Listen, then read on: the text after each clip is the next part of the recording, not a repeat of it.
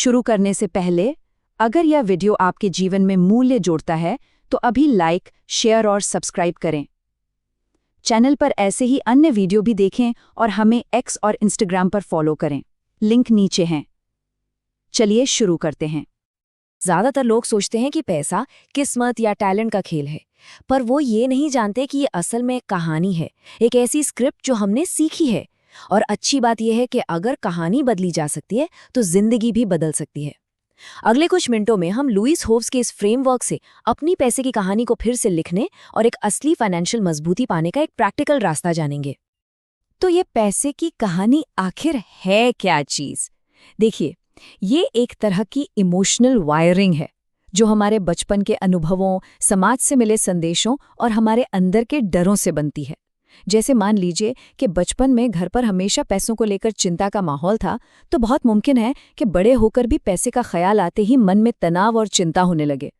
यही वायरिंग हमें बिना बताए हमारे सारे फाइनेंशियल फैसले कंट्रोल करती है। और ये कहानी अक्सर बहुत ही नेगेटिव तरीकों से हमारी जिंदगी में असर डालती है, जैसे बैंक अकाउंट देखने में घबराहट होना, पैसों पर बात करने से बचना, या फिर उन जल्दी अमीर बनो वाली स्कीम्स के पीछे भागना। जब तक हम अपनी इस कहानी को पहचानेंगे नहीं, हम उसे बदल भी नहीं सकते।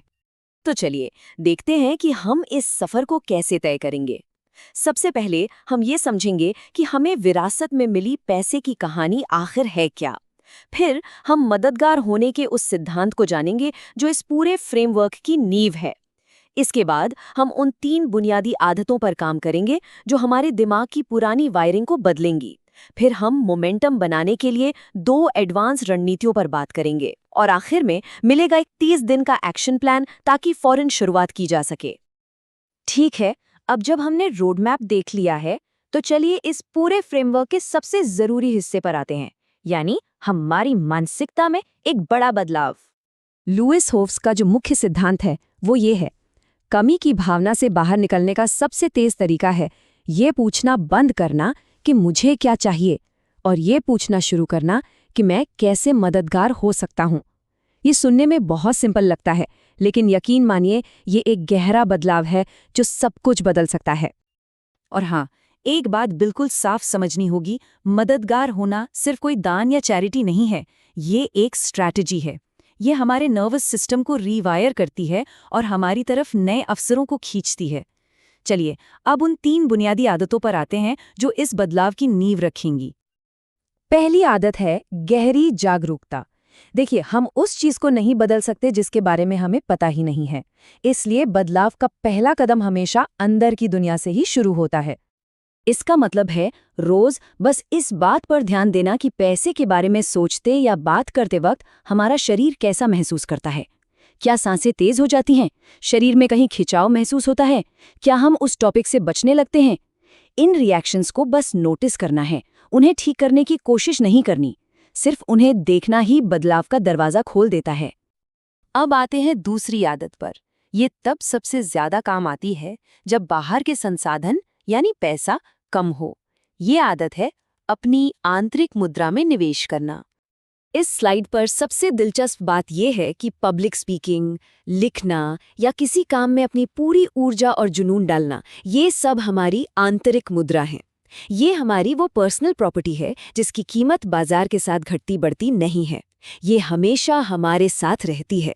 जब पैसा कम हो तो शॉर्टकट या हैक्स में नहीं, इन स्थायी स्किल्स में निवेश करना चाहिए। और अब तीसरी आदत, जो सुनने में शायद थोड़ी उल्टी लगे, पाने के लिए देना जरूरी है। दुनिया के सबसे अमीर लोगों से एक खास सीख ये मिलती है कि आप जितना ज्यादा देते हैं उतना ही ज्यादा कमाते हैं। ये सुनने में अजीब लग सकता है, लेकिन ये काम करता है। जब हम अपने कंफर्ट जोन से थोड़ा सा बाहर निकलकर देते हैं तो ये असल में पाने की हमारी क्षमता को और बढ़ा देता है। ये यूनिवर्स को एक सिग्नल भेजता है कि हम और ज्यादा संभालने के लिए तैयार हैं। ठीक है, इन बुनियादी आदतों पर एक मजबूत नींव बनाने के बाद अब उन 2 एडवांस रणनीतियों पर आते हैं जो हमें एक स्थायी गति, एक मोमेंटम देंगी।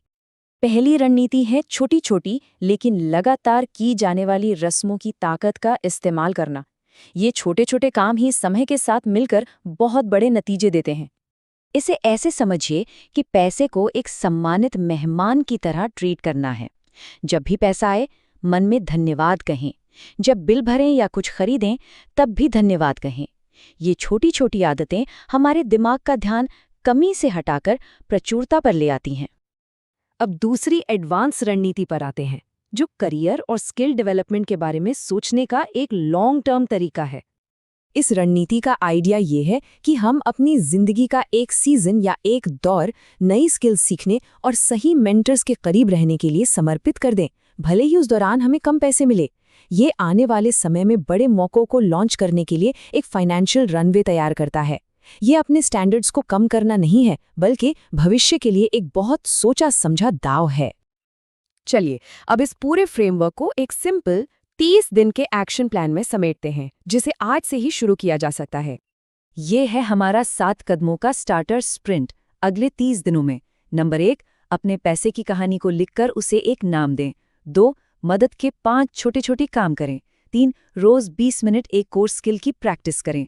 4, किसी एक संभावित मेंटर तक पहुंचने के लिए एक ईमेल भेजें। 5, पैसे के लिए रोज कृतज्ञता की एक रस्म शुरू करें। 6, अपने कंफर्ट जोन से बाहर निकलकर एक उदार काम करें। और 7, अपनी लर्निंग में एक छोटा सा निवेश करें। यहाँ सबसे ज़रूरी बात यह है कि हमारी पैसे की कहानी पत्थर की लकीर नहीं है। इसे कभी भी किसी भी वक्त फिर से लिखा जा सकता है। तो सवाल बस इतना है, इस नई कहानी का पहला अध्याय क्या होगा? अगर इसने आपकी सोच बदली है तो लाइक, शेयर और सब्सक्राइब करें।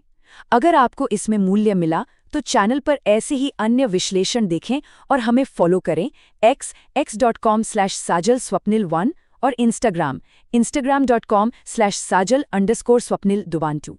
ऐसे और कंटेंट के लिए जो आपके जीवन को आकार देता है। धन्यवाद।